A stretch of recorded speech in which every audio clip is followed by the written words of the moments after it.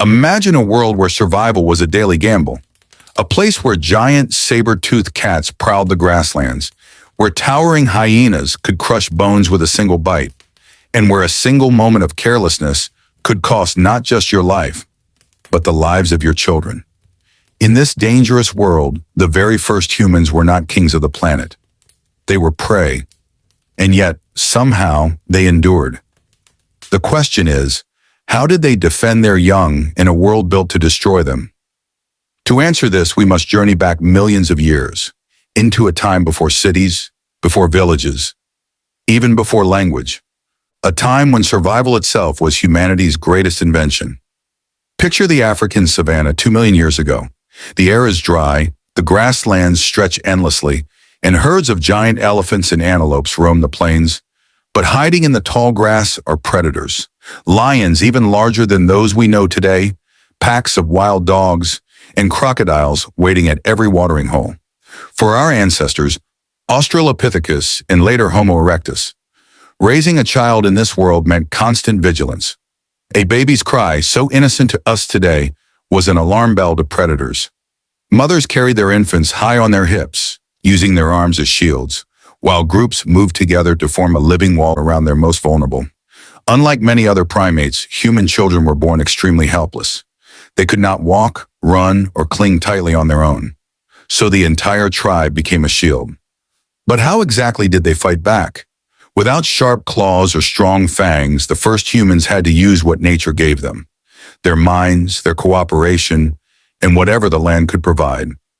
A sturdy branch became a club. A rock became a weapon. And when many hands worked together, even the deadliest predator could be driven away. Imagine the scene: a group of early humans gathering near a cave.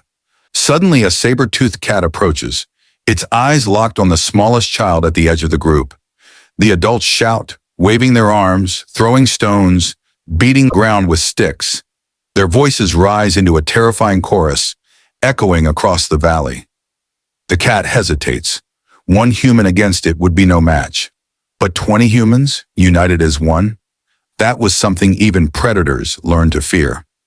As centuries passed, defense grew more sophisticated. By 1 million years ago, Homo erectus had mastered fire, and fire changed everything. Flames did more than cook food. They created a barrier of light and heat, keeping children safe at night. Families would huddle close to the fire, with the youngest nestled in the center, while the adults stood watch at the edge of the circle. No predator dared challenge the fire, and no cry of a baby went unheard in its glow. Fire was not just warmth, it was a fortress. But defense was not only about fighting predators. It was also about endurance, strategy, and community. In early tribes, child rearing was shared. A mother was not alone. Sisters, grandmothers, even unrelated women all helped carry, feed, and protect the young. Anthropologists call this alloparenting, and it may have been one of humanity's greatest survival strategies. A child's survival did not depend on one pair of eyes, but on dozens.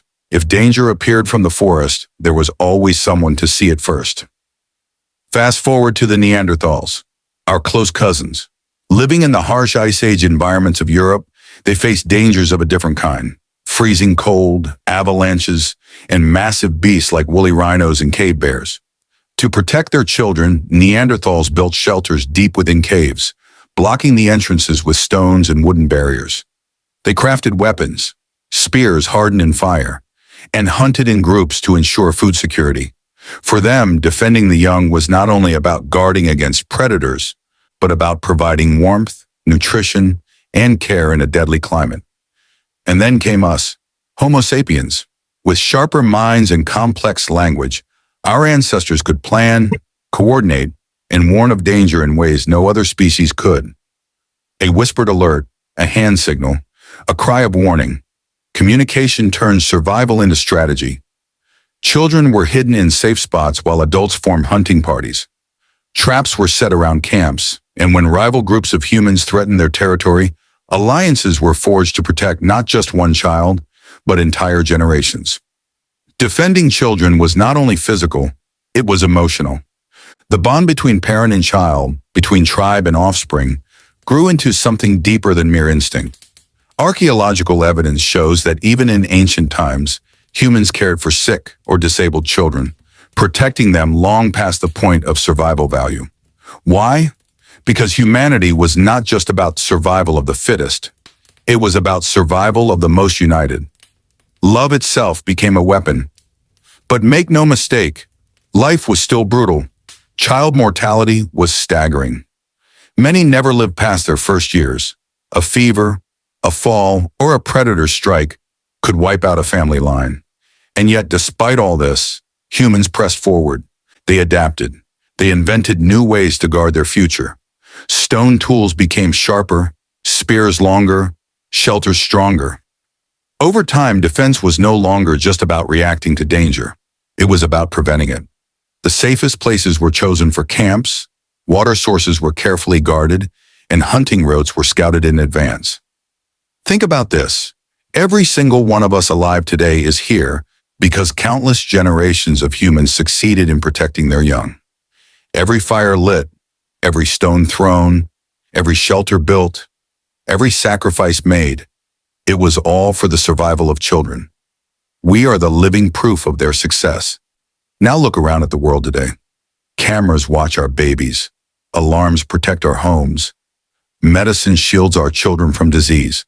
But the instinct is the same as it was a million years ago. Protect the young, guard the future, keep the flame alive. So the next time you see a child laugh, play, or cry, remember this truth. Their safety, their survival, is the result of millions of years of struggle, courage, and unbreakable human love. From sticks and stones to satellites and smartphones, the mission has never changed. Defend the young at all costs, because without them, there is no tomorrow. And if you found this journey into the distant past fascinating, imagine how many more untold stories lie hidden in the bones of history.